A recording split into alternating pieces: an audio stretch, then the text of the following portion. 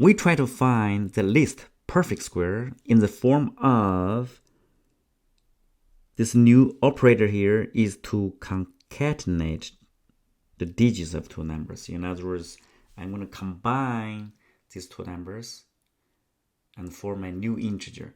Here we're going to combine this, repeat the same number digits, right? So n and n sticking together. Like for example, 1, 2, 5, 3, 1, 2, 5, 3 sticking together is going to be in this format. So we try to find all those numbers in this form, but is also a perfect square. Now this number we know is not a perfect square. So, but we need to find the perfect square in this form, and we want to find the least, the smallest among those numbers. Let's do the analysis here, right? So in this case, 1, 2, 5, 3 concatenate together is actually 1, 2, 5, 3. Concatenate here 1, 2, 5, 3. We can rewrite it as 1, 2, 5, 3 times 10 to the fourth power and then plus 1, 2, 5, 3.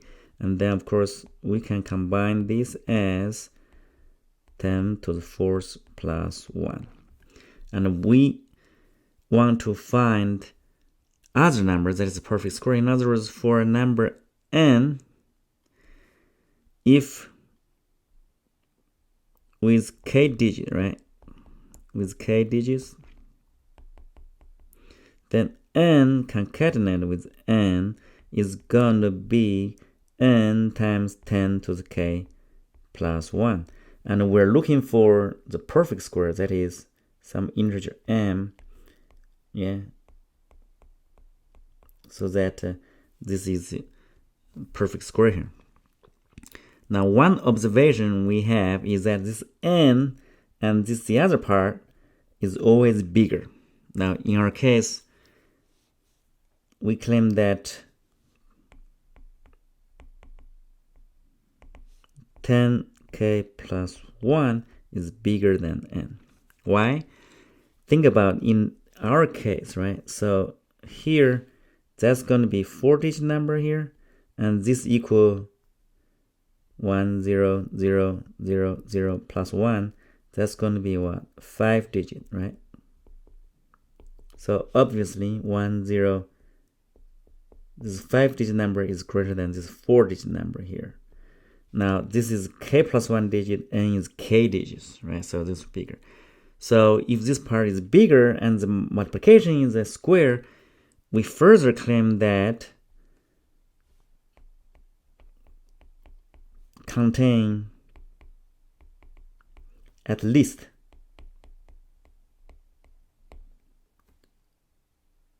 one p squared factor. Something squared is going to be a factor of here. When you think about it, if not, right? If this number here, the bigger number,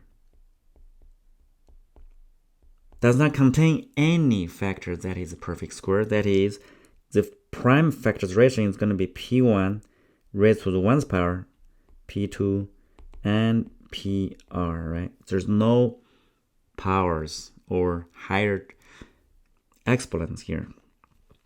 But the whole thing is a square, so which means in this case n must contain each factor here at least one or odd number of times, right? So in other words, must contain at least p1 and then p2 and pr, right? So which means n is going to be greater or equal to 10k plus 1, which is impossible because we know that this is k plus 1 digit, right? So that's a contradiction. Okay, so here is a contradiction. So this is not possible. Okay, so that's good conclusion that we have. We know that. Now we're looking for the numbers. So what is 10k plus 1? K is of course the number of digits, right? When k equal to 1, it's going to be 10 plus 1 is going to be 11, right? And 11 does not contain some factor, perfect square factor, right? How about k equal to 2. 100 plus 1, 101. Oh, that does not contain factor either. How about 1001? That's equal, 1001, 10001, all those format, right? So let's do a factorization for those numbers. As a matter of fact, I have done that. So here, you notice that this corresponding to k equal to 1, this is k equal to 2, and so on and so forth. Here, this is k is 3, 4, 5, 6, 7, 8, 9, 10. This is 11. Okay, this is k equal 11 here, and we have square 11 square. Okay, so which means the candidate for a perfect square is going to be when k equal 11. Okay, so 10 to the k's power plus 1, and when k equal 11, this quantity here is going to be a factor that contains 11th power. So we are looking for n, which is 11th digit number. Yeah, so 11 digit number here times 10k plus 1 equal perfect square, equal m squared. Now here we know the factorization of the second part, right? So let's plug in here. So we have n times 11th power times 23 times 4093 times 8779 is going to equal some perfect square. So n, of course, must contain at least the product of those, right? So that makes the power of 2, right? So n must equal to 23 times 4093 times 8779, so that this is going to be make it possible to be square, and of course times some other number of squares. So let's say n0 square. Yeah. So how do we choose n0 here, right? So if n0 equal to 1, what is the product of these? You notice that n must be 11 digit number. Okay, let's try to do some calculation here. I did it here. So when n, so in other words, let me copy it here.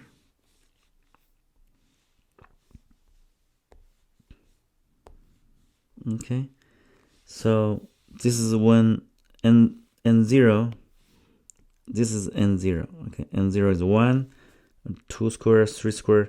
Notice that this is going to be not 11th digit, right? So this is what? 9 digit, right? 9 digit number here. This is a 10 digit. And here, those are 11 digit. So in other words, all those numbers satisfy this equation here. Okay. And we try to find the smallest. So the answer would be this one. So recap. So what we have found is that this number, by repeating the digit, this is our n, and concatenate with n, yeah, is going to equal perfect square here. What we found is that is 4 times 11, 23, and that's the solution here. Now we, of course, use a Python program to verify that this number integer is big integer, and then when you square it, it indeed is equal this number that is repeating of the 11 digit n here. Okay, so that's the solution. All right, I think it's an interesting problem.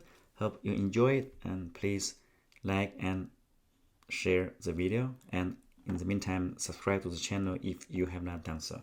Thank you.